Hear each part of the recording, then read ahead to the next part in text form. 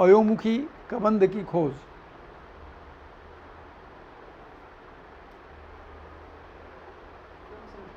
है क्रम संख्या 72, अयोमुखी गुफा कबंध आश्रम की खोज।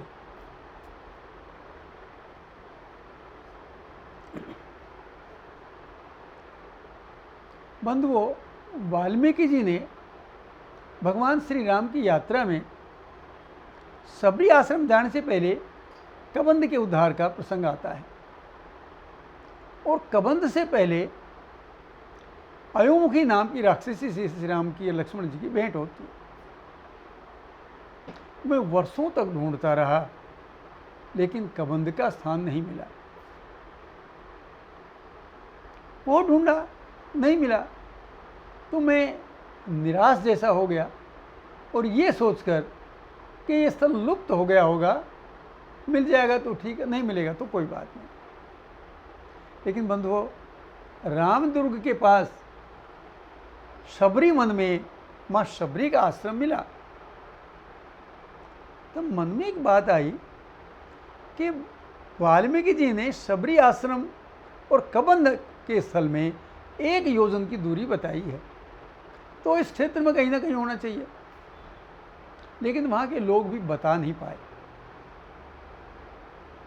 मैं शबरी वन में एक महात्मा जी के पास ठहरा। अच्छे संत थे, लेकिन मनमोजी। मैंने उनसे कहा, महाराज मैं ये काम कर रहा हूँ। बोले, करो। महाराज जी, मैंने सुना है कि आपने पूरी यात्रा की है। बोले, हाँ की है। तो मुझे कुछ मार्ग बता दो। बोले, नहीं बताता, अपना आप खोजो। मैंने तो बहुत उनसे कहा, बहुत कहा। तो बोले, अच्छा मार्ग तो तुम्हें ही खोजना है, मुझे नहीं बताना, कोई भी एक स्थान पूछ लो। तो महाराज जी, भगवान राम ने कबंध का उद्धार कहाँ किया?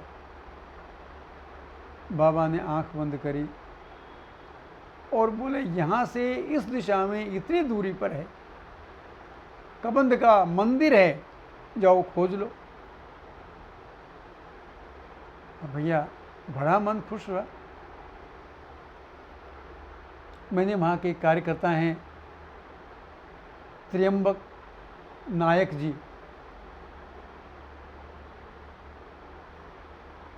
उनसे कहा कि भैया इसमें मेरी सहायता करो। वो अपने बाइक लेकर मेरे साथ उस दिशा में उतनी दूरी पर गए। और वो हम गांव-गांव घूमे, लेकिन किसी ने नहीं बताया कि यहाँ इस तरह का कोई मंदिर कबंध का है। हम निराश हो गए। हमने सोचा बाबा ने हमें मूर्ख बना दिया। लेकिन जिस गांव में हम थे, वो उसका नाम है करडीगुड। अब करडीगुड ही ठीक बैठता था जो कुछ बाबा ने बताया। हम घूमते रहे, लेकिन कोई नहीं बता पाया कबंध नाम का कोई राक्षस यहाँ था। तो मेरे साथ 20-25 बच्चे मेरे पीछे पीछे हो लिए थे। उनके लिए तो मैं तमाशे जैसा था।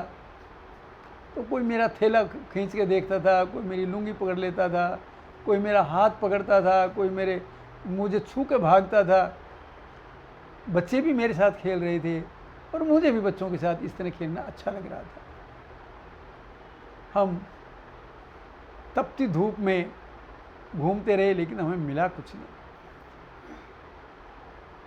तब मैंने सोचा कि भाई चलो, नहीं मिला तो नहीं मिला, अब यहाँ कोई मंदिर हो तो उसका दर्शन करके चलें। मैंने गांव वालों से पूछा, यहाँ कोई मंदिर है? तो लोगों ने बताया 2 मंदिर हैं, एक तो अभी बना है और एक बहुत प्राचीन मंदिर है। तो भैया प्राचीन मंदिर के दर्शन करना चाहते हैं। बंधुओं, वहाँ के लोग हमें पहाड़ पे ले गए,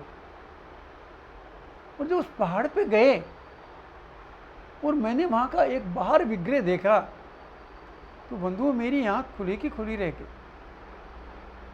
अरे जिसको मैं वर्षों से ढूंढ रहा था, वो कबंध का विग्रह वही था जो वाल्मीकि जी ने कबंध के सारे रंग रूप आकार दिया है। उसके किस तरह का शरीर था, गर्दन नहीं थी, छाती में उसका मुंह था, बड़े बड़े उसके हाथ थे, लुढ़कता चलता था। वही प्रसंग, वही विग्रह, सब चीज़ें देख के मैं स्तंभित रह गया। मैंने पूछा ये कौन है? तो लोगों ने कहा ये एक असुर है। कौन असुर है? बोले नाम हमें नहीं पता, लेकिन ये पता चला है कि भगवान राम ने इसका संहार किया था। बंधुओं, अचानक वो स्थल पाकर मेरा मन प्रफुल्लित हो गया, बहुत प्रसन्नता हुई। वहाँ पूजन करके वापस आए और वहाँ हमने देखा एक पुरानी कन्नड़ में एक शिलालेख लगा हुआ है। तो जो साथ मेरे नायक जी चल रहे थे, दत्तात्रेय नायक जी ने, मैंने पूछा ये शिला क्या है? बोले ये तो कन्नड़ में है, लेकिन पुरानी कन्नड़ है, इसको मैं भी नहीं पढ़ सकता। मैंने कहा इसको पढ़वाने का प्रयास कीजिए और इस शिला की रक्षा होनी चाहिए, ये तो पुराना शिलालेख है कोई। बोले मैं तो दूर रहता हूँ, यहाँ के सरपंच को कह देते हैं। बंधु, हम सरपंच के घर गए कि वहाँ एक शिलालेख लगा है और वहाँ घास काटने वाले अपना खुरपा उस पर पहना के उसे नष्ट कर रहे हैं, उसकी सुरक्षा करवाइए। मित्रों, दुर्भाग्य है कि जब हम अगली बार गए तो वो शिलालेख वहाँ से गायब था। खैर, हम वहाँ से नीचे आए। फिर मैंने पूछा यहाँ कोई अयोमुखी नाम की गुफा है? लोगों ने कहा नहीं है। भैया है इसके पास ही? बोले नहीं। तो मैंने सोचा ये बच्चे मेरे साथ सुबह से घूम रहे हैं, चलो किसी दुकान पे जाके इनको बतासे वगैरह कुछ खिला के प्रसाद रूप में दे के चलो यहाँ से। हम दुकान पे बतासे लिए। मैंने दत्तात्रेय नायक जी को कहा कि बतासे इन लोगों में, बच्चों में बांट दो।